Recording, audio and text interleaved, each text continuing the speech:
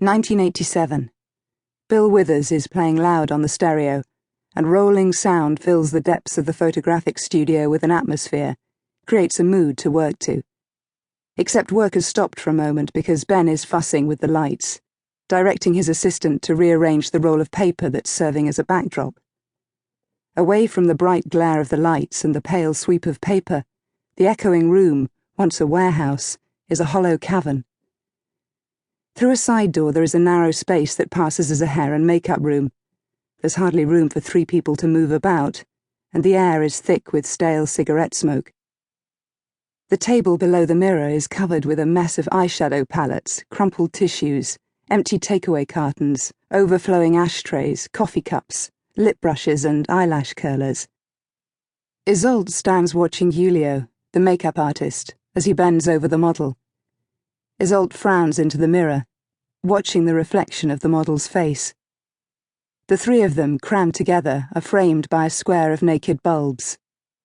Julio finishes drawing a gold line with a flourish, and looks up at Isolde inquiringly, one eyebrow arched.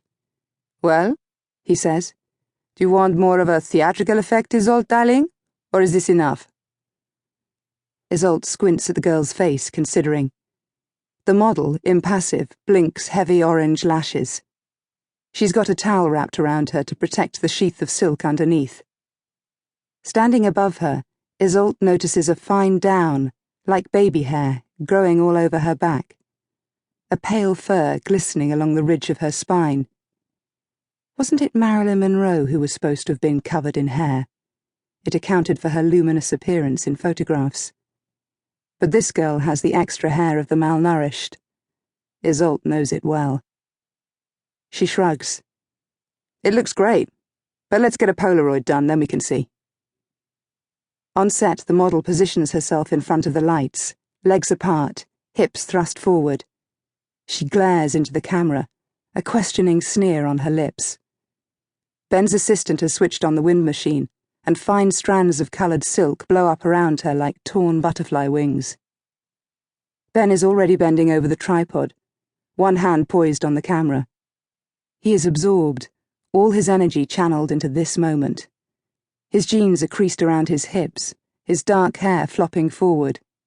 It's the last shot of the day. Everyone is tired. "That's beautiful," he clicks, and clicks again. "Lick your lips. Look at me, sweetheart. Right, gorgeous." Ben is a chameleon. His working talk is fluid, changes from girl to girl, shoot to shoot.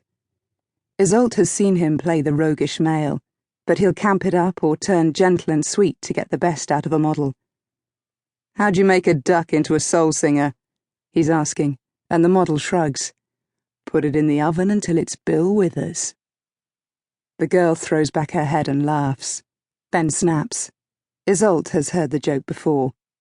She stands with arms folded, imagining the picture on the page, the caption already running through her head. It's a good shot. The model is almost transparent. The angles of her face work the shadows, pull the light onto the right plane so that she looks like an exquisite alien. Maybe it will make the cover. It is spring outside, a rainy London day, but here she is in a windowless room creating pictures to be looked at in July. Isolde likes the way that working 3 months ahead pulls her through the year as if clock time has shifted into 6th gear. "I think we've got it."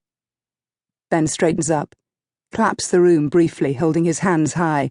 "Well done, people, it's a wrap." It is a corny thing to do. He gets away with it, because from his scruffy dark hair to his Converse All-Stars in faded red, he inhabits the kind of shrugged-on style that marks him out as cool, the sort of person who slips across invisible social barriers, who knows how to be in the world. It helps that he has a sensuous face with sculptured bones, swooping eyebrows that give him, depending on his mood, the look of Groucho Marx or Byron, lips that take the natural line of a pout. Isolde notices that Ruby, the hairstylist, blushes as she turns away to collect her sprays and brushes. The wind machine and the burning lights have been turned off. The model, rubbing her eyes, reaches for the towel. The studio is nearly empty, dim and forlorn without music.